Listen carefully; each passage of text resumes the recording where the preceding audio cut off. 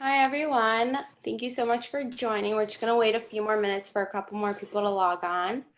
Um, in the meantime, I just wanted to say if you can all just mute yourselves. Ilana's going to start in a few minutes. Ilana is the co-founder of To Be Mindset, and she just launched her book, You Can Drop It. She's going to be presenting tonight the 5 steps towards better health and energy for you and your family. We're going to focus on some holiday and Shabbat and overcoming your holiday and Shabbat binges. If you have anything that you would like, just message me privately, and I'm going to give it away to Ilana. Thank you so much. I was on mute. Thank you so much for having me on today. I really appreciate it. And for everyone on here, those I know and those I don't know yet, thank you for coming on. My kids started Hillel today, which is super exciting. So I'm sure that's also the cause of maybe like a delay from some people here, whether it's parents, teachers of the school, faculty, and so forth. Oh, it's so nice. I love when your videos are on. I really appreciate it. In a year like this one, seeing smiling faces, especially when we go out and they're all covered, is just so nice. So thank you, Rosalind and Lisa and Rachel and Michelle, and everyone who has it on. Really, really appreciate it. Ariella, Bonnie, so nice. For you guys to have it on. I think it's Linda. So David, thank you. Okay, so Ruth, I appreciate it. So we are going to, and I believe we might know your family a little bit. So it's really nice. Okay, so I'll start on, thank you, Talia. Thank you guys for popping on your cameras. I appreciate it a lot. So I'll start with, like a little spiel on our cover. Thank you, Ariella. It's so sweet. I love to see you pop on. All right, I get on, Laura. We're all, you could be in pajamas, it could be messy behind you, you could have screaming kids. It's all good. We're family, right? We're at Kahila. So I'll start on the whole topic, which is like 5 steps towards better health and energy. I try to keep it to 5 and, cram in what's there. I think, the whole headline of quarantine weight gain got you down. You're totally not alone. And I'm sure there are plenty of people on here who, maintained their weight through quarantine or did what they could, but not an easy year. So we have to start by being forgiving. If you're on here because you've gained weight in quarantine, it's all good. A little bit of background about me in case you don't know, because it's not, my story isn't necessarily here. There wasn't like a high intro. So I'll give a little bit of background. I was morbidly obese as a kid. My parents got divorced when I was really young. There was a lot of instability in the home.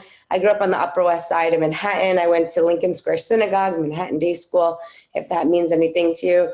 And I used to walk from 71st Street to 75th Street by myself as a little girl going to school, not like in LA where, there's 2 parents dropping off the kids and smiling the whole way through. We were much more like on our own.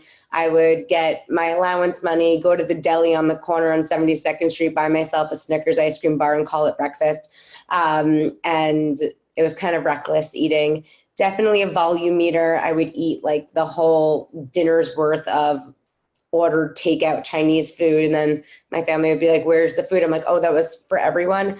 And I kept gaining weight, more and more weight every single year. I was by far the biggest kid in my class. I was known for being overweight. Everyone and their mothers and their bubbies thought that they should comment on my weight. And it just was like this huge struggle in my life. It was around when I was like 13, 14 years old that I realized I needed to change my mindset and just be done. I had been sent to weight loss camp in the summers to lose weight, and then I would just gain it all back and more. And I was like just so sick and tired of the repetitive vicious cycle of my weight being the struggle and what I was so known for, because I felt like I had a different me that wasn't being properly displayed. And do we have a shared screen? It looks like something like that is going on. But I hope you guys are staying focused. And so that's it. And I changed my mindset. I looked down at my body and I was like, who am I fighting here? My parents are aggravated and my teachers are even making comments, but really it's me who needs to take hold of this. No one's going to do it for me. I had to stop being irritated at people's judgments and more just like inspired by, you know what, I don't want to do this either. I had to take my own ownership of it. So I was like, you know what, there are some things that have been working in weight loss camp in the summers that I totally let go of during the school year. What are some things that I can start implementing? And so those are some of the things I can do with you today. I mean, one thing is at weight loss camp, we used to get this like pre-portioned meals and we would have to exercise for like 10 hours a day. Clearly that was not sustainable. In camp, you got this one tiny sliver of pizza and salad. When you're at home and you have a whole pie sitting in front of you and you're like just bored around the kitchen, you don't have anyone telling you there's only one, right? So I had no portion control. But one thing I remembered is that they always allowed you to go up for seconds of salad. So when it came to veggies, that was the one thing they would let you go up for seconds for. And some of my friends at camp were fine with their portioned meal, but I always took advantage of the seconds and the thirds and the fourths. And I realized I still lost plenty of weight. So why don't I just go for like unlimited vegetables? And that was one of the things that got me from gaining so much weight every school year to at least maintaining my weight every school year, was just going from my late night popcorn in front of the TV, the late night buttered popcorn while watching television, to I would get those like bird's eye frozen boxes of broccoli florets or the Bodeg frozen broccoli florets. I would put them in the microwave with like, I can't believe it's not butter spray, which most people think is totally disgusting right now, including myself, and a sprinkle of salt, and eat that mindlessly in front of the television instead. And just tried to like really go all in on more volume, stop fighting volume. Like everyone would tell me, just eat the protein the size of your palm of your hands and all these things. But I like to eat a lot of food. To this day, I eat a lot of food. So I had to stop fighting it and more dig into it, but just make sure it was veggies most, as you'll hear me say. And that doesn't mean it needs to be steamed boiled broccoli. That means it could be sauteed spinach. That means it could be cabbage steaks. I was just going through the Base Yaakov cookbook. I absolutely love that cookbook. If anyone has it, there's a great recipe for like a pastrami roll up over green bean bundles. It's a great recipe for maple Dijon cabbage rounds. There's another in the Silver Platter kosher cookbook, also really great Dijon cabbage steaks. I was super inspired by that. So with my To Be Mindset weight loss program, I came out with cabbage steak recipe 2 with Thousand Island dressing. Cabbage is amazing. It's hearty, it's delicious, it's pretty on a table, and it really fills you up, and you can lose a lot of weight doing it. So the first step, you'll always hear me say veggies most. Make your veggies your first bite, which is kind of difficult at a Shabbos meal, but we can get to that. But definitely it's Wednesday night, thinking about your Shabbos menu. We like immediately go to, I got to make challah, I got to make potato kugel, I got to make matzo ball soup and gefilte fish and brisket and kechel, and I want to make this babka and I want to make that tort, and like just change the focus altogether. Those things are always going to get done. They're always on your shopping list, and you probably don't even need as many of those things as you're enlisting. Really bring out the vegetables. Right now, you might have like the sad salad that's always on the table, or you have a salad that's like bombarded with like so much quinoa and candied walnuts and all these things that you think everyone needs. And maybe it just has to be more veggie focused. So like, there's so many delicious salads out there. Salad dressings are fine, so don't demonize them. There are, I have to say, some of these kosher cookbooks and recipes, we go crazy on the sugar and the salt and the oil. So my best recommendation when following a recipe, what I always do is I always at the start have the oil, the salt, and the sugar, which could be maple syrup or agave. It's all sugar. So like that sweet sugar component, it's a very Ashkenaz Jewish trait. We make everything sweet. I do it too. But just try to start half in all of it, and then you add more as needed. Another thing I like to do is replace some of the sugar in recipes with a little stevia or half and half, just because it's an all natural, non-addictive sweetener that does have less calories and doesn't spike blood sugar and insulin the same way. Monk fruit is also a nice option. So I guess that would be my first step. Yeah. And I normally, when I do an organizational talk like this one, I normally don't focus on weight loss, but because that was, first of all, that's my specialty. So like everything I say will inherently have weight loss embedded in it. But because that's really like the topic of our flyer, I will say the scale has also been my big friend. I don't recommend using the scale without necessarily using the other aspects of my weight loss program, which you can read about in my book and so forth, but not being devils, or enemies with the scale can really help. And in my personal story, I would always go on the scale throughout camp, and then I would avoid the scale for 10 months in the school year, only to be surprised by how much I was able to gain 10 months later. I'm sure a lot of you hate the scale. Most people hate the scale when they're gaining weight, but really love the scale when they're losing weight. And the bottom line is, if you just go on it like 2 to 3 times a week, always, whether it's post Shabbos or not, you start to have like a more normalized relationship with it, where it's not impacting your emotions the same way. It goes up, it goes down, it fluctuates from salt, from late night eating, from so forth, but it is somewhat check-in, and studies have proven that those who go on the scale more frequently do have a better job losing and maintaining their weight. And I have like research in the Journal of Obesity on it and so forth. So one thing I would probably do if you're on this call because you're like fed up with weight gain is don't hate the scale. It's an objective tool. It's there telling you that things can probably get shifted around when no one else will. And try to find a way to look at it a little bit more objectively in that way. When you do that first step, which is bring the focus more on vegetables, while using the scale, you actually realize you can still eat and eat a lot, and that scale will actually still go down. And that's a really positive benefit of using the scale versus, people who like avoid it and feel like they're eating healthy, but the scale is going up, and every time you go on it like once every 2 months, you just feel like all your efforts go nowhere. But when you go on it more frequently, you see, okay, over Shabbos, I might have gained 2 pounds, but you know what? By Friday morning, I actually lost 2 pounds. So then you know that you need to focus on Shabbos. And what's going on Shabbos that's so different Monday to Friday. And then eventually you do a lot like most of my clients do, and you actually discover you can have a weight loss Shabbos. And I could talk more about what that looks like because it's possible. I know you're like, it's impossible. What is she talking about? Lose weight on Shabbos? That's crazy. That could be step 3. Step 3 is really change your mindset for what Shabbos and Yom Tov needs to be for you and your health. If you look at Shabbos as this opportunity to gorge and eat whatever you want, it's going to be very, very, very difficult for you and your family's overall health. It comes every week. It comes Friday night and Saturday afternoon every week. So, Goyim or whoever who say, okay, it's Christmas, it's Thanksgiving, it's whatever, it's one thing. The fact that we do Christmas and Thanksgiving every Shabbos is really tough.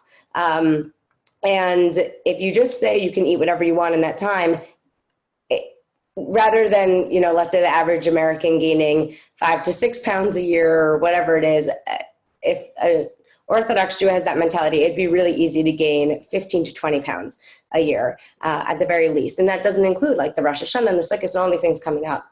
So I think step 3 really has to be change your mindset over Shabbos. You can certainly maintain your weight or even lose weight over Shabbos, because if you think about it, it's more rest. That's really a big one. It's more rest. It should be, I know if you have young kids at home like I do, and you don't have help on the weekends and all like that, it's not as restful, but it is an opportunity to like maybe just, I know it's been hot, to like take a walk, maybe like 5 to 7 before Shabbos is over on Saturdays. And it is also an opportunity to like sit down and have meals compared to during the week where it might be a little more mindless in front of the television. It might be an opportunity to sleep more. And it might be an opportunity to just feel a little more relaxed because your emails and your texts aren't coming in. And these are all things that can make weight loss and eating healthy easier. So rather than focus on why it's so hard and difficult, I always like to spin it on the positive and try to focus on the benefits that we can tap into and really take advantage of. And so you can make that happen. So change your mindset on what Shabbos can look like, and also realize that you can healthify the meals. So even if they're long, even if they're extended, even if you're staring at the food for a long time, which makes healthy eating and portion control difficult, you can still make sure that the dishes within it are on par. Okay, step 4, cruising right along, water. We have to address water. I think there was like a little T in here, which is why it's tinted. But water first, veggies most is my slogan. You'll hear me say it a million times, water first, veggies most. Water is incredibly important. Water helps you lose weight for a variety of reasons. I talk about it in my book. You can drop it. I'll show you what that looks like. I talk about it in my book. You can drop it, and at the end I'll leave questions. So if you want me to like go deeper into it, I am happy to. Water makes us full. One of the reasons why water can help with weight loss, especially on Shabbos and Yom Tov, is well, a couple things. First of all, it keeps your hands busy. So I have a line on my water bottle, on my To Be Mindset water bottle, my program. You get this water bottle when you sign up. Keep 2 hands on the wheel. 2 hands on the wheel. That means keep your 2 hands on the wheel of your water bottle. So now we don't have kiddishes the same way, but you know, your family's sitting at the table, they're eating at desserts, they're picking at the candy, they're picking at the munchies platter, and the whole situation. Keep your hands on your water bottle. We need more water than we need food. You can go 3 weeks without food. You can't go 3 days without water. We need so much water. And a lot of you are like, I don't feel like I need to drink water. That's because we always think it's hunger when usually we're more thirsty than we are hunger, but it kind of presents itself as hunger. So it's confusing. I always say it's like if you have 2 kids, one who's really loud and the other one who probably needs more attention, but you always cater to the one who's like really loud and whiny because they get it. That's sometimes hunger compared to the child that might need the more attention, which is thirst. So we always want to think water first. Going into a Shabbos meal, drink a lot of water first. Studies consistently prove that those who drink 16 ounces of water first, 16 ounces, about half of my To Be Mindset water bottle, have a much better time eating not only healthier foods during the meal, but also eating less without realizing it. So I, again, am not one to talk about portion control. You'll never hear me advise portion control or ask anyone to count calories or ounces. That's not my deal. But when you drink water first, you actually just unconsciously get fuller sooner, you stop sooner, and you are much better controlled when desserts come. Like the temptation is now reduced because you are fuller, because hunger is a hormone, ghrelin, in the base of our stomach that screams, I'm hungry, I'm hungry. It's loud, it's annoying, but water's heavy. And the hormone actually responds to weight. So when you drink lots of water, you really quiet down our hunger hormone. You give a nice sense of ease to your mind, to your body, and then you can eat more calmly, which is very different than what we know of going to a Shabbos meal when it's like way past your hunger point, especially in the summer when Shabbos starts later and people don't eat all afternoon and then go into Shabbos meal. The first thing you eat is challah, which is a kind of difficult thing to stop eating, especially when you're hungry and it was your first bite. So step 4 will be drink lots of water, especially in the heat of the summer. Like if you want to take a splash of your grape juice from like the bottom thing and pour it into your water bottle to help flavor the water, that's fine. There's some all natural water enhancers. You can brew iced tea, but just make sure that you're drinking lots of liquids all day, every day, specifically water first prior to eating meals. So I think we started with veggies most. We went into like, don't be scared of the scale. If you're trying to lose weight, we like the scale when we're losing weight, remember, and it's usually that we hate it when we're gaining weight. So try not to avoid it, because the longer you avoid it, usually the higher it goes. And there's a lot more on bringing down the scale and the relationship with the scale and how to use it within my book and program, if you want more on that, specifically for weight loss. 3 is change your mindset about Shabbos and Yom Tov. It doesn't have to be like a gorge fest. It can feel like healthy and like a wellness weekend that's restorative with more sleep and a little bit more calmliness, if that's a word. Find ways to maybe use dishes that require less cleaning that you could throw in the dishwasher rather than hand wash. Like, make things easy for you so you don't feel like you're, like the angst is happening all Shabbos, because that could be the reason why a lot of us also eat more over Shabbos, is because we take on too much when it really is supposed to be the day of rest. So something to think about, maybe get a book that's calming, that's relaxing, and try to tap into that as much as possible. Fourth is drink lots of water, water first prior to meals, water first all day, more water, more weight loss. I can't wait to hear you guys speak. I'm tired of hearing myself. And I'd say the fifth one, the fifth step towards better health and energy for you and your family. Oh God, how am I going to pare it down to the fifth one? I'd say we need to make changes. We definitely need to make some changes, and change is hard and change is scary. But I really believe change is embedded in fear. We're more motivated to avoid pain than seek pleasure. A lot of you know your family does not need potato kugel every Shabbos. You probably already know challah is enough of a carb. There's dessert on a table. You have some sort of quinoa or sweet potato thing you're making. You probably also don't need this like one starchy dish you keep making. You probably don't need 2 different kinds of desserts. You probably could swap those cookies for strawberries, the candies for grapes. We know we can make these changes. I think what people think is, but how will my kids have a good Shabbos if we don't start Shabbos morning with these super sugary cereals? And if they don't get lollipops after they say their Dvar Torah and all these things? I'm sure there's some I'm saying right now, you're like, I'm never giving that up. She's crazy. She's out of her mind. But you have to find the windows where you can. Kishka and a chillent, how necessary is that? We have to think about ways where we can make some changes that you might think your family will really notice a difference of, and they actually really might not. And when we start to double the vegetables in the soup, right? Like right now, it's probably like a carrot and a celery and maybe a parsnip. Double down, more zucchini, more turnip, more celery, more cauliflower my clients throw in now. Like just really make it this super, super, super vegetable thing. And maybe the matzah balls, if you're still making matzah balls, make smaller, or maybe save them for Rosh Hashanah and Yom Tov.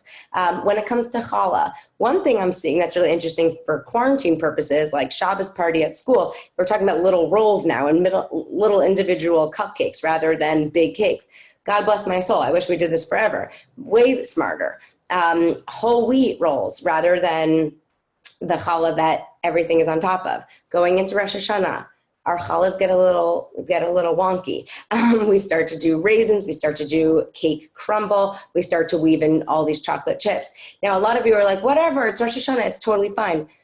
Here's one science fact that makes my Orthodox Jewish clients, which has always been like a great majority of my clients, even to this day, when I have over 200,000 clients, I still privately one-on-one, I still work with so many Orthodox Jews. One thing that always trips us up is this one study that I feel like isn't on our favor so much, which is your first bite dictates what you go back more for. So studies show if a person's first bite is a vegetable, like you start a meal with Israeli salad, for instance, and you make your whole Shabbos table like Israeli salad, the spiced carrots, the cabbage salad, do it Israeli style, when we know that Israelis actually have some of the greatest health records ever in terms of longevity, obesity. They are far superior to what we have here in America. So when you start your first bite with a veggie, you tend to go back for more vegetables. When you start your first bite with a protein, we tend to go back for more protein. The difference is that when you start your first bite of a meal with a carb like challah, which we do so often, you will go back for more carbs. And the difference is not only will you go back for more carbs, you'll actually eat more overall. And this is really tricky because this is what we do. And this is why we do eat so much more at a Shabbos meal. That's one reason. Another reason is studies show that every extra person at your table leads to about 10% more you're going to eat at the meal. So there's a lot of reasons why we eat more on Shabbos, right? which is fine. Again, if you're drinking water first, you're making veggies most, you can still lose a lot of weight and have these long, extended, wonderful meals. But that first bite challah is tricky. And the higher sugar it is, and the more of it you eat, the more of it you're going to want. And you think about it like you're going to maybe take a couple, like 2 or 3 green beans, but a lot of all the other dishes. And when it comes to dessert, you're going to eat more. So if you think about this, if you don't believe me, if you think about like a restaurant, restaurants usually start with a bread basket, right? We all know restaurants that start the meal with the bread basket. If you think about it, it's an oxymoron. Why would they give us something to fill up on prior to wanting us to pay for food? Like, why are they giving us something for free to fill us up if they want us to pay money to get their food? The reason is because they know that the bread at the start of the menu actually opens up your appetite. It doesn't cut your appetite, it opens your appetite. If they give you some free bread at the beginning of the meal, you're more likely to order more carbs like pasta, which is a much bigger markup for them in terms of profits, and you're gonna eat more overall. Extra appetizer, extra cocktail, extra dessert, higher bill, higher profits.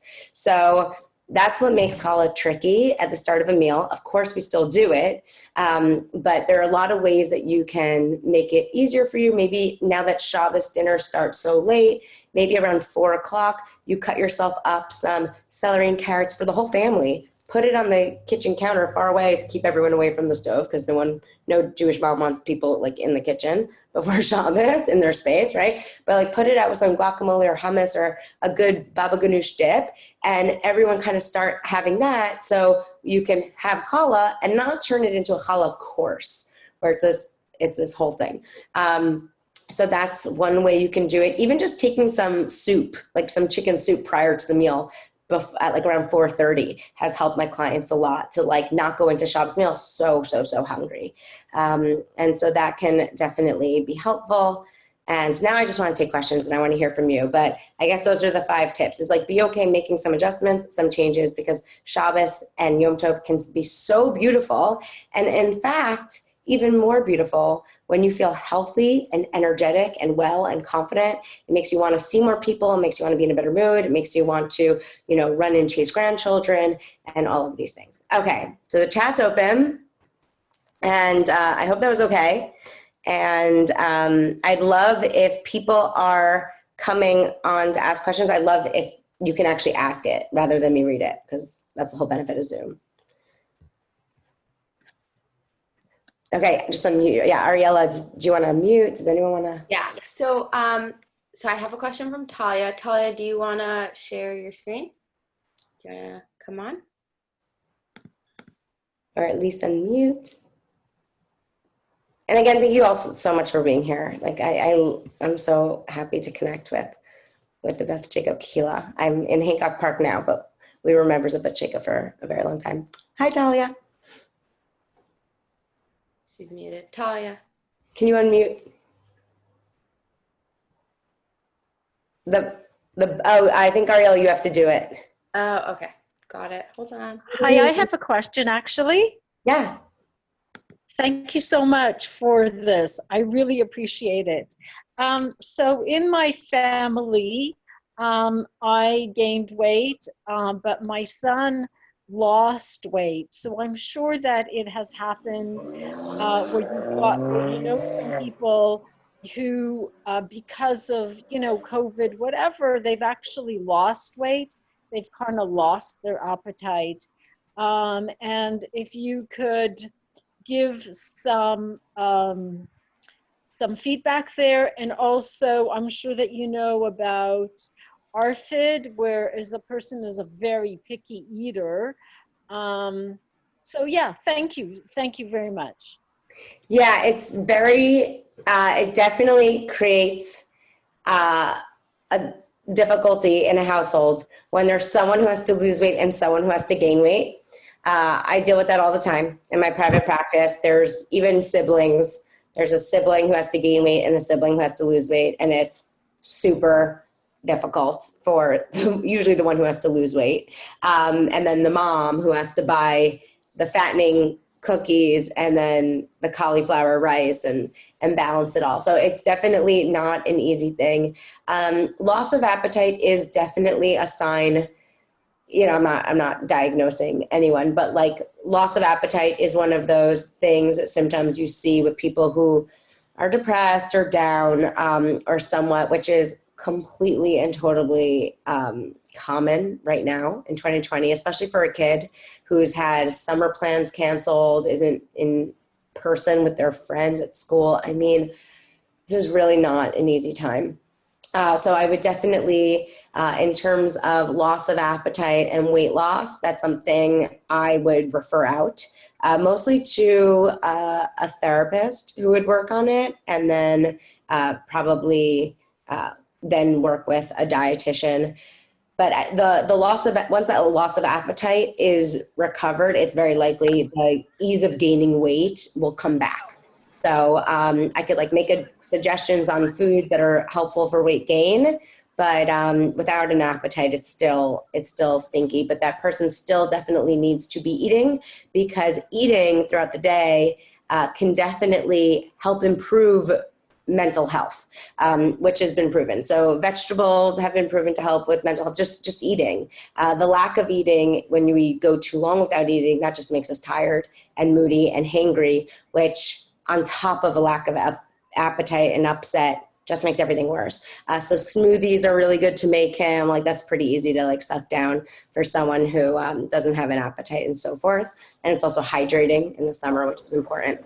And then as of your question, I think, I don't know what your specific question is. Sorry, I started focusing on your son who has a lack of appetite, but you can still do it and lose weight while in a house with someone who has to gain weight. It just takes maybe keeping, if you're getting him like some fun snacks or higher fat foods, sometimes it helps to keep that like in a closed bin in his room or somewhere that isn't as like in your face and tempting for you.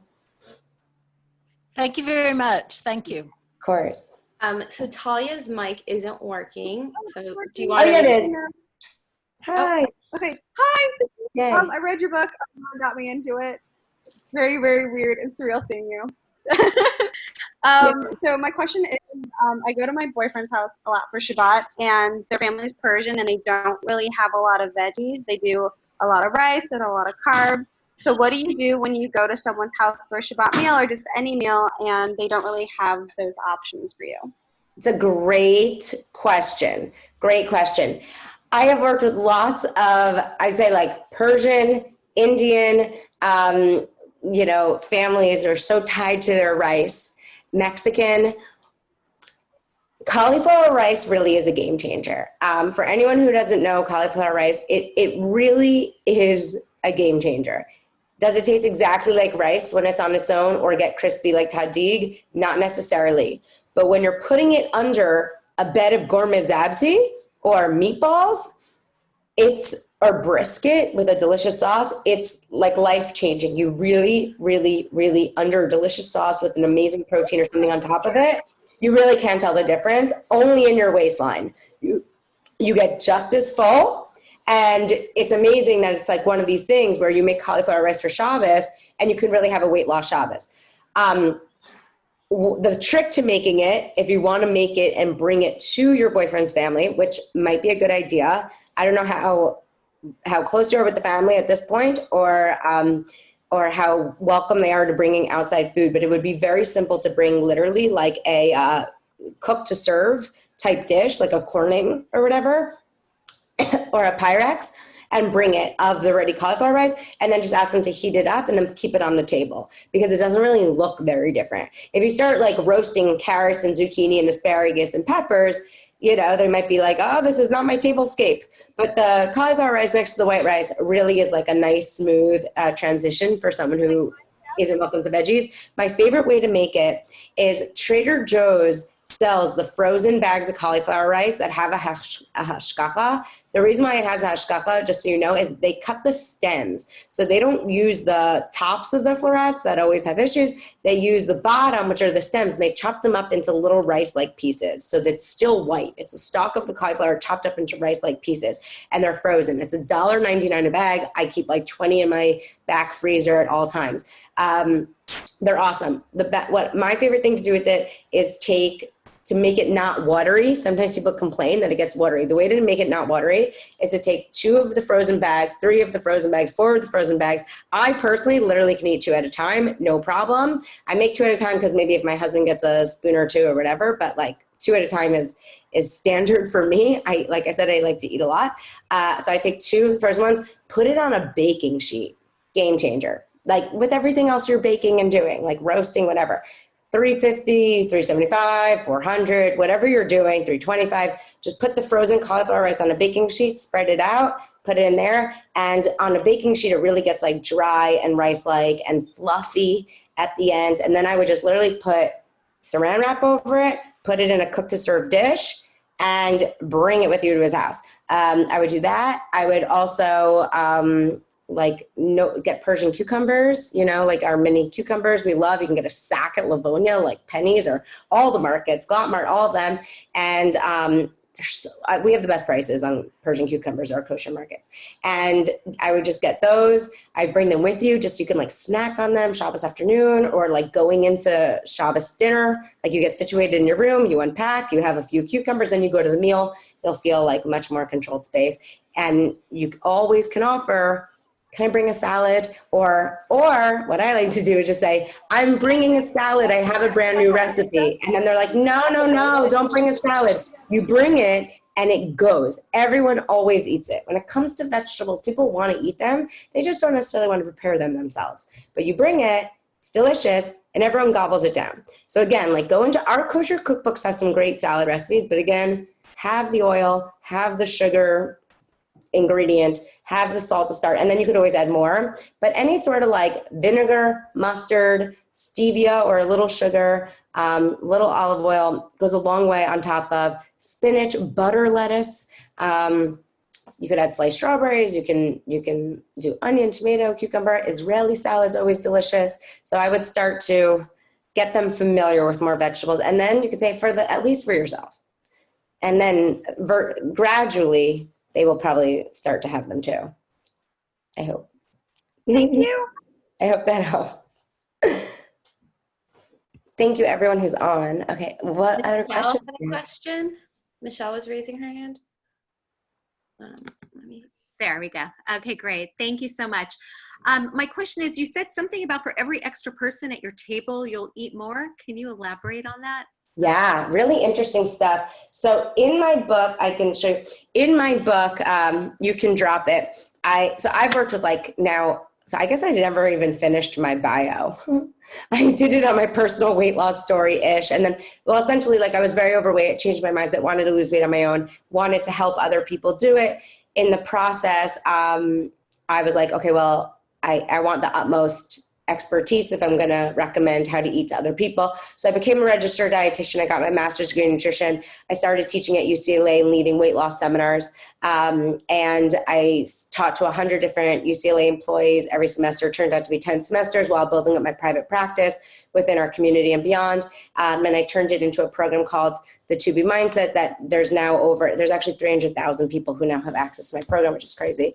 And turned it also into my book. You can drop it. And what's interesting is after working with like really thousands of private clients now, Jewish and like totally not Jewish, and then even within the Jewish community, I mean, the spectrum of like a client preparing ham and bread rolls for their Passover Seder to clients who won't even eat vegetables because they're not like 100% washed on Pesach and everything in between. So meanwhile, working with everyone, I've really realized there's 3 pillars to weight loss.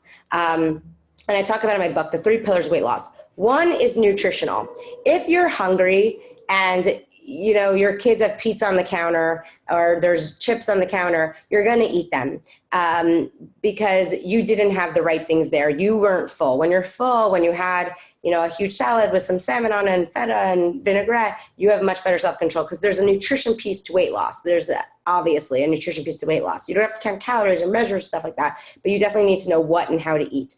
Then there's an emotional component to eating, as we all know, which definitely weaves into why we eat more at meals. You're comfortable, your guard's down, you're having good conversation, or politics are happening. You're talking about the schools opening. You're talking about COVID. The anxiousness is happening, which is another reason why more people at your meal can increase the eating, is the emotions are usually more stirred up than you just sitting alone on your counter making yourself a lunch on a Tuesday, right? So there's that moment. But then there's environment. Environment is the third pillar of weight loss. And this has been studied and proven over and over again. Insight in stomach.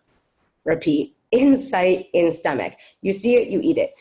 All day I hear people like try to blame themselves for lack of willpower. I don't know why I ate it. I'm so mad at myself for eating it. I didn't mean to eat it. You're going to eat it. I'm going to eat it. If there's just babka on my counter and I didn't have veggies to look at and lean proteins to look at, I would also eat it, because environment plays a huge role in how we eat. And there's a lot of amazing studies by a professor, Brian Wansink, who's done, I've summed up a couple like good highlight ones in my book, but he's done many, many, many books on just the environmental piece of weight loss. And he has proven over and over again, every extra person at a table can lead to about 10% more you're going to eat. And it caps off at around 10 people will be double the amount that you would have eaten. It's 100% more. It's like whatever more. You know that's true. Like we all know that during the week, if it's just us in the house, we could have like a few things and be done. And at a Shabbos meal, that's just appetizers. We haven't even gotten to the main. So there's definitely that component. And what's interesting about that study, I always thought as an Orthodox Jew, is that this study always caps it at 10. I mean, a meal of 10 is not a big meal for a lot of us. I mean, now in quarantine, it's a huge meal.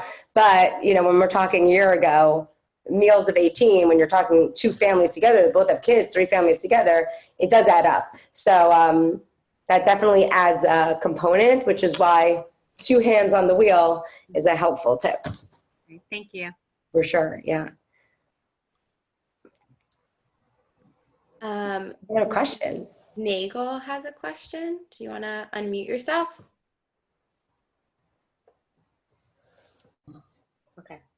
Okay, hi Ilana. Hi, Dr. Nagel. Fantastic. So because I'm a pediatrician, I have this problem. They're hungry, they want a snack. What is veggies? Obviously, no brainer. I have used air pop popcorn or maybe a little oil because it's a lot you can eat, but you fill up very quickly, or pickles. But do you have any other ideas, or maybe you don't like those ideas? No, that's great. It's good to hear you on. Yeah, we definitely have to keep our eye on our youth. The pediatric obesity crisis is growing really fast. And it's really amazing to me because this sounds kind of strange, probably the way I'm going to word it, but like when I was obese as a pediatric as a kid, it wasn't on trend. I was the standout in the class, like big standout in the class, no pun intended.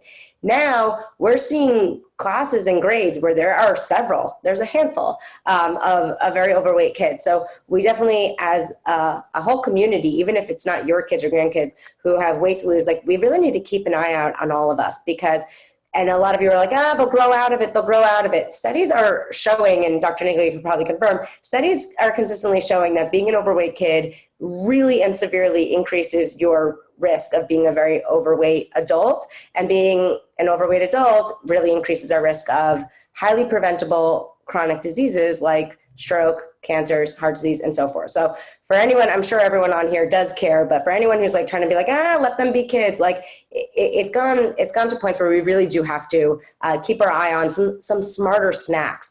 So when it comes to snacks, first of all, the I'm hungry, the whining and complaining about being hungry that kids have all the time, it is annoying. And that's okay for you to, as a parent or a grandparent, to be annoyed by it. And that is because you're probably not giving them filling snacks. So if you keep giving them like a lollipop or taffy or these things that have no protein or fiber, they will be hungry 2 seconds later. It's not going to fulfill their hunger, and they're going to come up an hour later. So I like to tell moms, and grandmas and all this stuff, not even to make your kid healthier, to make it less annoying for you. You want to give them filling snacks that keep them full enough to hold them over between meals so they can patiently wait for the next meal and not feel like they need to overdo it on snacks, because we don't need to overdo it on snacks. The whole point is just to hold us over between actual meals. So we definitely need filling snacks. Now, protein and fiber really help. So popcorn is a whole grain and it is high in volume. So if there's a kid who likes to eat high volume like me, popcorn is wonderful. You can have about 3 cups of popcorn for the same calories as a small handful of potato chips. So there are some kids who just want 4 chips and they can walk away and be happy. There are other kids who want to eat a lot, like I do. And God bless them. We don't have to tell them like you don't have to, but we have to make sure that it's something that is airy, that is light, that is lean, that's packed with water, like pickles, which is totally fine, especially because kids aren't at high risk for high blood pressure or anything like that, and they're probably getting more salt in their biscuit. So those are good options. We can play with those a little bit more and evolve on top of them. Hearts of palm, awesome. If a kid sees the mom eat hearts of palm, they usually think that it's more of a thing. I don't know if you guys are on TikTok, probably not the right crowd. I have 1 million followers on TikTok because I love really helping teenagers. So I made it a big focus of mine. And I went like viral talking about hearts of palm, how it's like kind of like string cheese, but it just tastes like salty and delicious, but it's like in a can and it's easy to just like take from the pantry, splash with balsamic vinegar and snack on, especially if it's one of those snacks where kind of like bored, you want something, but not too much. It does the trick. Other things are like Persian cucumbers. Like I said, those mini cucumbers, slicing them up with everything but the bagel seasoning, delicious. Dips. We need to, dips are fun. Kids like them. OTs, occupational therapists will recommend them. They're sensory. It's fun. Teachers like it because it provokes independence and hand coordination and all of this. I mean, COVID, sharing germs, I don't know, but like if it's in your house, getting a thing of hummus and then slicing up carrots, celery, cucumbers, red bell peppers. I've never met a kid who really didn't like red bell peppers, unless the mom and dad is picky and bred pickiness in the family and the kid's like rolling with it. It's one thing. But red bell peppers are sweet. And if you want to get your kids to actually eat these foods, which right now you're shaking your head and being like, it's not going to happen, it really does come down to modeling. The more the parent eats it, the more the grandparent eats it, the more the grandparent eats it smiling, the more it's just always around and it has fun, playful dips, the more people will get involved and have it. Also, salt is a nice secret weapon. It is something that I know like some Israeli moms who have the kids who eat tons of vegetables do, and it's something I've like picked up. A pinch of salt goes a long way in eating veggies. Some people would be like, oh my God, but isn't salt so bad for you? A pinch of salt on cucumbers, like everything but the bagel seasoning I was talking about, or on red bell peppers with it, or in a guacamole to have with dips, it goes a long way in getting the kid to think it's delicious and reminds them of their salty, dense snacks like Bisley, and even Oreo cookies, which actually are salty, if you didn't realize that, because salt can create more like temptations to keep eating more and more of it. And we want that when it comes to vegetables. We don't necessarily need that when it comes to dense, high fat, high carb snacks. So popcorn's really great. There's this one snack I love called Kays, Kays. It's really inexpensive. It has some non-GMO organic soy in it, but it's a high protein puff snack that's kosher. And they have this cinnamon snack that tastes like Cinnamon Toast Crunch. So a lot of kids love that. It's called Kays. High protein cinnamon cereal, comes in bags. Kids love it. Puffed things are good. Puffed things are always better than pretzel type things that are dense.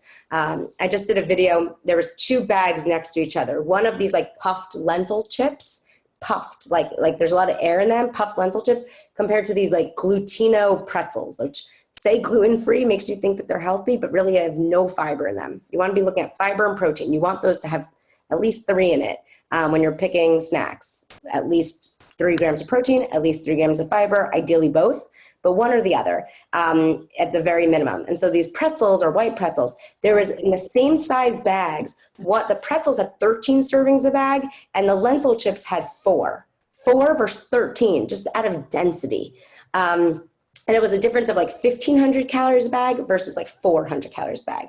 So it's a good idea to look at that servings per container when you're buying snacks for yourself and for kids. And if you know you have an eater in the family, you want something like popcorn that says 3 cups versus something that says like, 2 cookies. If you have an eater around, that's going to be someone who's going to come back for 2 cookies. And we all know cookies aren't necessarily a snack. We want to call that a treat. We want to be evolving the word snack to mean a purposeful thing that's keeping us full between meals, not something that's like stirring up this whole snacking culture. So those are some good options. Lentil chips, the puffed case snacks, hard-boiled eggs. Kids love hard-boiled eggs and they love peeling them. And if you put them in your kid's lunchbox with the shell on, they don't smell.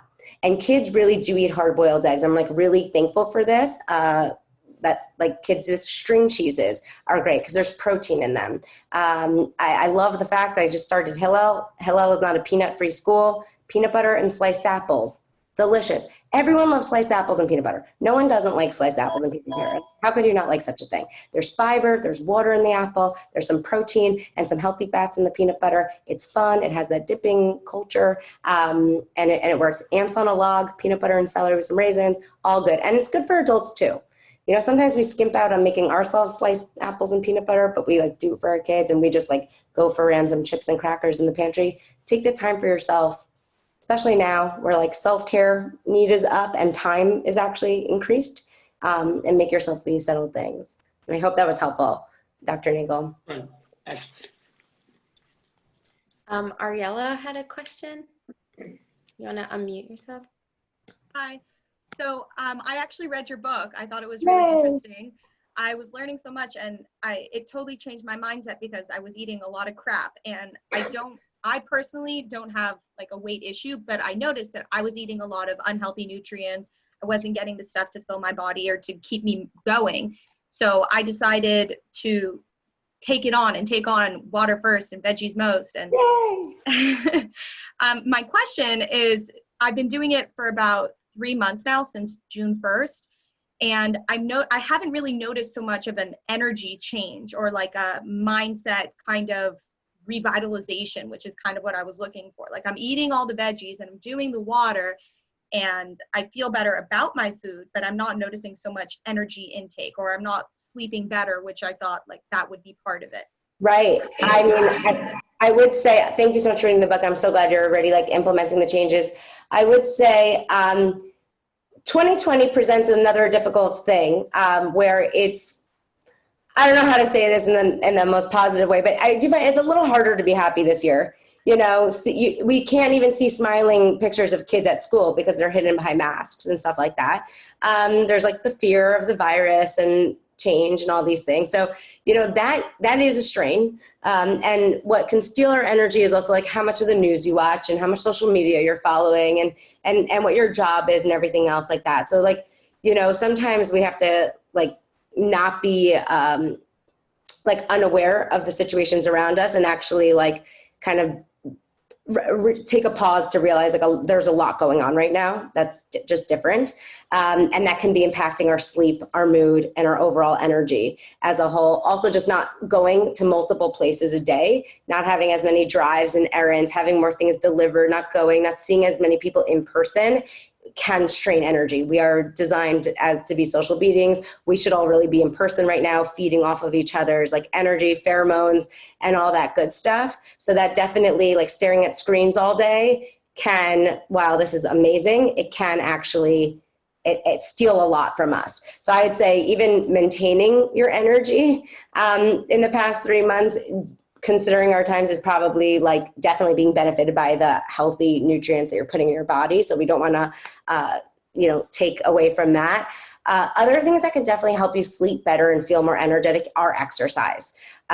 Exercise is important, especially as we get older. I just did a whole deep dive into menopause for my Mindset membership, my monthly ongoing membership for people doing my program.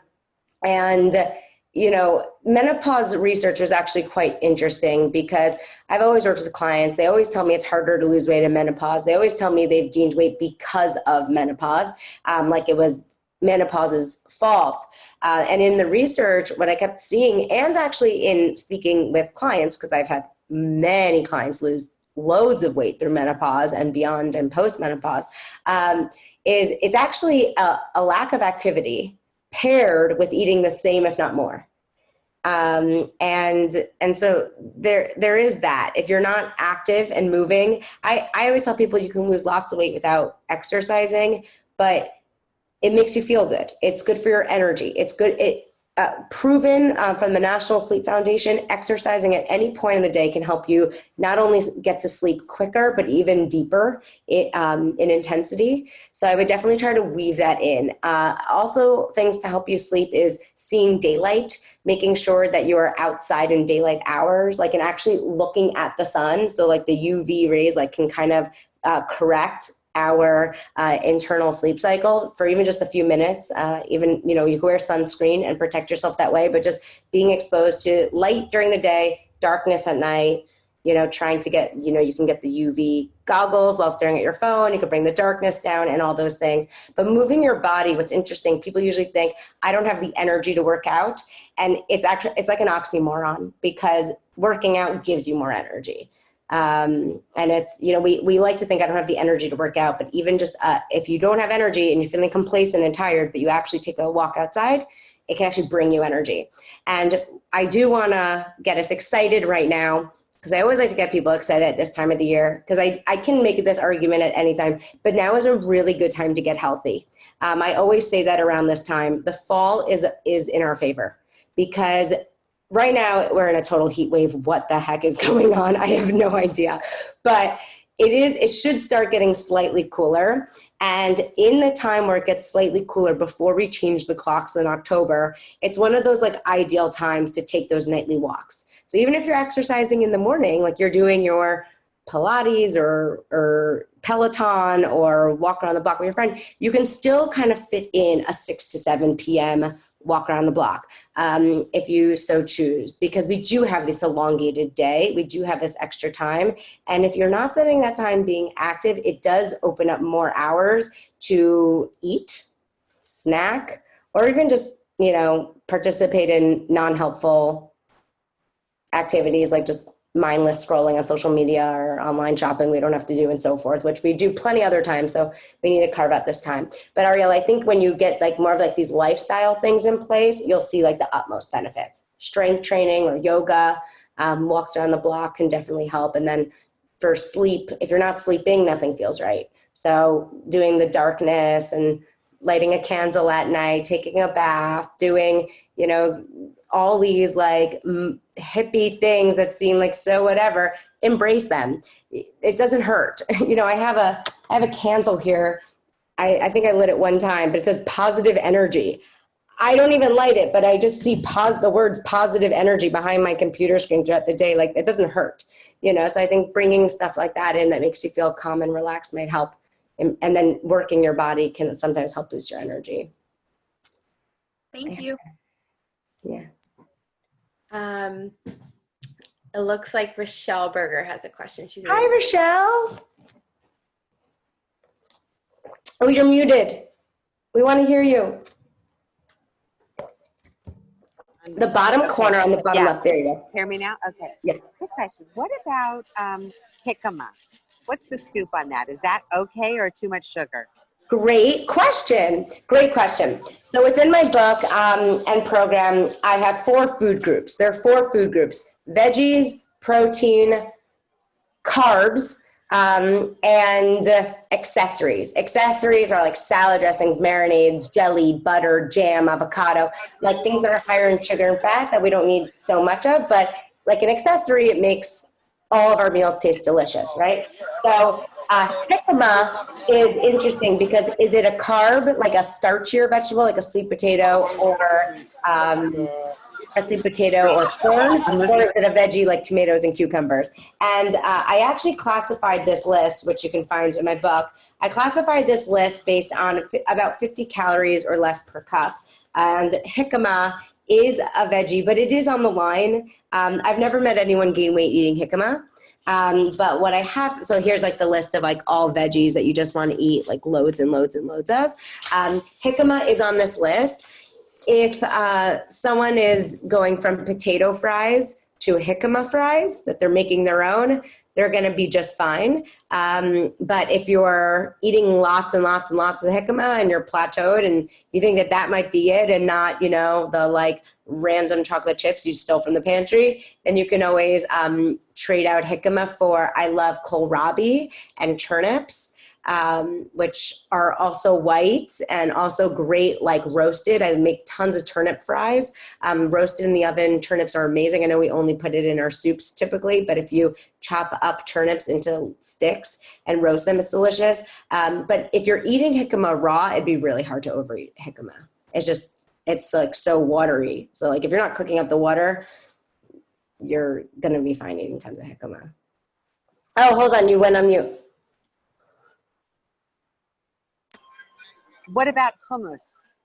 Hummus is a great question. So hummus is awesome, but it depends on what you're pairing hummus with, right? So like Israelis eat tons of hummus. They're not eating it with tortilla chips typically. You know, Israelis, they make this big salad with maybe like a little chicken or fish or something. And then they usually do like a big scoop of hummus with lots of lemon juice as almost like the dressing. And that's how they eat it. So they're usually pairing hummus with veggies. If you paired hummus with veggies, we're all good. Like cherry tomatoes. Like Persian cucumbers with hummus. Persian cucumbers, all good all the time. Okay. So we just, you know, there's this new wave within the Jewish community, and this goes on both coasts because I have tons of clients in like Lawrence and Teaneck and Florida and all this. We got really into dips as a culture. And a lot of these dips, because you end up reading the recipes in the kosher cookbooks, they're literally just mayonnaise. It's mayonnaise and like a drop of this, mayonnaise and a drop of that, mayonnaise and a drop of this and that. These mayonnaise dips, if you again are eating them with celery and, you know, radishes and green beans and all these things, it's still probably fine. I call it an accessory. Anything to get you eating a lot more veggies is usually not a problem. If you're dipping or dunking challah into these, we start to have an issue, especially because this is the start of our meal before we get into everything else. So it's a lot of this is how we pair our things and how we are eating our food. So great questions. She's muted. Hold on. You're muted. I just said thank you so much. I have to go now, but thank you so much. Bye, love. Bye, darling. What else? Anything else? Laura, can you unmute yourself? Hello. Hi, Laura. So I work at a Pizza World, a restaurant here. I love Pizza World is like my favorite kosher pizza store, just so you know. They have the best whole wheat pizza. I love the whole wheat pizza. It's good. I do a lot of environmental eating, I guess, or maybe it's sensory eating. I don't know. It's like when I'm busy and I'm like, okay, I'm hungry and I don't have time to eat something. The first thing I do is I grab a slice, I throw it in the oven, and then boom, I'm eating that and literally shoving it down my throat before I have to run and do something else.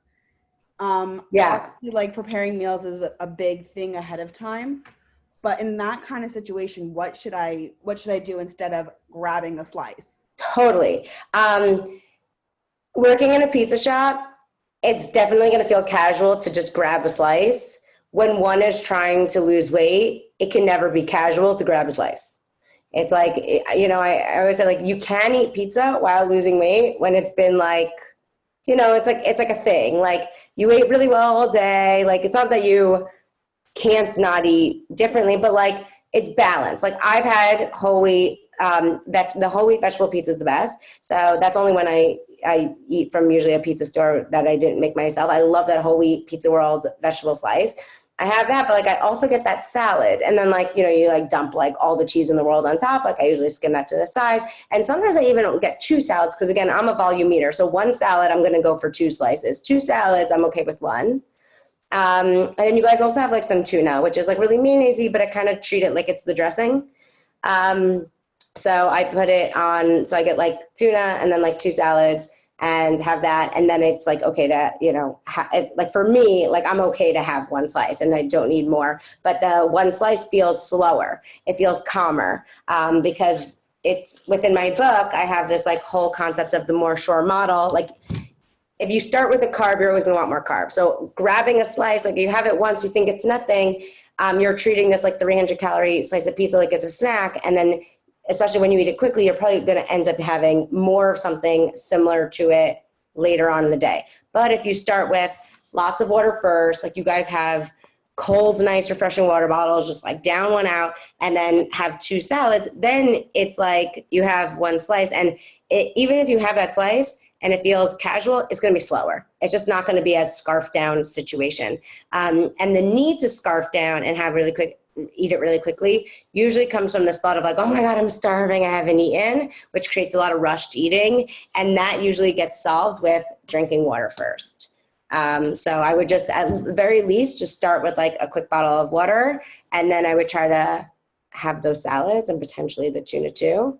And like the whole wheat. And then if you work at a pizza store, it's helpful to think like, all right, I'm eating 3 slices of pizza this week. Like 3, because if you think of like an actual number and don't keep it this like unlimited situation, what ends up happening is, first of all, 3 slices of pizza is plenty of pizza to eat in a week. It's not like this is like a restrictive situation. You can make it 4 if you'd like, but then you actually end up enjoying each one even more, which is interesting because you're like, this is really good. The second slice is really good versus, you know, you really can't tell the difference between a 3rd slice and the 17th. It's like it's all kind of like a just fog. Kind of makes you a little more mindful. All right, Ariella, do we have like a last question here? We do. I just want to say shout out to Laura though, because even though she works in a restaurant, I read your book, she's my roommate, and my roommates have taken on the mindset. Yay! I lost 17 pounds since June. Laura's lost. Oh my gosh! Like, we're obsessed with the mindset. We're really trying to put everyone on it, and I hope everyone so far is enjoying. Oh my God, I love you guys. That's amazing. We need it. We need it. We all need it. We all need it. And it's so helpful. I did a call today with like over 100 people as part of my membership. I just have to say, it's like global. Like we're accessible in France and Canada, all over the States. And the one woman came on, I had to hold back from crying in front of so many people. This woman lives in Northern California. Her sister's house completely burned down in these fires. Her sister, her kids, and dog and husband have all moved into her house. She has 3 kids under 3 living in her house with the schools closed, and COVID, and all this stuff. She was crying that she's still taking care of herself and losing weight with this going on. And she's just like so thankful that she still like has it together, and is better able to keep this whole family together, remind everyone to drink water, remind everyone to eat vegetables and not just eat junk all day to cope with their current situation. And it really is great. And I'd say like to sum up the like why it's called 2B mindset, because honestly, mindset was not a word I used prior to 4 years ago when developing this program. I'd say like the biggest difference people have when they're doing my program, like once reading my book and taking on the philosophy, is going from like, I can't eat that to I just don't want to. That's like a really pleasant place to be. Like, cause I don't believe in ever telling you like not to eat pizza, especially if you work in a pizza store, but getting to the point where you're just filling up on smarter things. So these things are less difficult for you to battle and tackle with temptations. And I think that's really important for everyone to kind of take on at the least. I do have one question. The person asked, she can't come on just because whatever, but people ask the same question. So she asked, does hormonal imbalances cause weight gain? If so, while having a healthy lifestyle, is it harder to lose weight? It's a great question, and it goes both ways. Hormonal imbalances can cause weight gain, but weight gain can also cause hormonal imbalances. I don't know if that's helpful or not. I'm just saying several people have anecdotally told me that even through having hormonal imbalances, they've really applied, my method and weight loss plan, and have been able to not just lose weight, but actually help better correct their hormones as per their doctor and their doctor visits. Not that like you always need to go under your doctor's supervision no matter what. And if you have hormonal imbalances at the start, you have to talk to your doctor about potentially helping correct that in a way that they see fit. But you should know that when it comes to hormones, they will always, and thyroid, it will always be benefited from drinking water, eating vegetables, and exercising. So all the medication in the world is not gonna outweigh taking a walk outside, getting in at least 2,500 steps a day, like just things that contribute to your health and well-being overall, and assist and promote. So anyone who's on other medications for your heart, for your mind, for anything, you will still highly be benefited from eating healthier and exercise and sleeping better and all of these things too. So it's not like one without the other. They should really go together, and you should always speak with your doctor about what they can do to help really test your hormones, make sure that there's something they can do, but even just tonight and tomorrow, you can already jumpstart trying to help get it on a healthier path.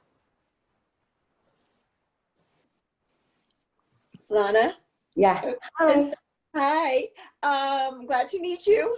Yay. Did your husband know who I was? I don't know if he knew who I was, but your father-in-law will know me. I'm sure. The Muhlsteins are deep LA people. My brother was very, very close friends with your uncle, with your father's older brother. So that's how we know the family. Yeah, it's crazy, right? Anyway, just quickly, can we get your book on Amazon? Yes, my book, You Can Drop It, is on Amazon, wherever books are sold. And I even recorded an audiobook through quarantine, which was really an amazing experience. So if you are taking a walk, if you're driving, if you're in the car, I like to listen to audiobooks while cooking, which this will definitely inspire your cooking in a different way. Cleaning around the house, organizing, the audiobook might be great too. And definitely there's a physical book, and the book comes with 40 plus recipes, and some are great Shabbos staples, I'd say. This tropical mango salad is amazing. It's great for sukkahs. That's the first time I made it. And then I wrote the book right afterwards. And then there's also a 4-week slim down plan. So like you literally have the grocery lists and everything you need and all the recipes to follow it for 4 weeks, lose weight. You can do it. You can drop it. I just want to be eating healthier because I'm finding I'm eating too much junk food, too many sweets. And absolutely. Even if it's not, I mean, I get told all the time, like even for people who don't have weight to lose, it's just people tend to say, I'm like a teacher by nature. I just think from teaching at UCLA for so many years. So it's just a nice kind of like nutrition course to kind of understand how to read a label, how to see if, a snack is worthwhile, healthy for weight loss, just a, marketing scheme, like whatever it is.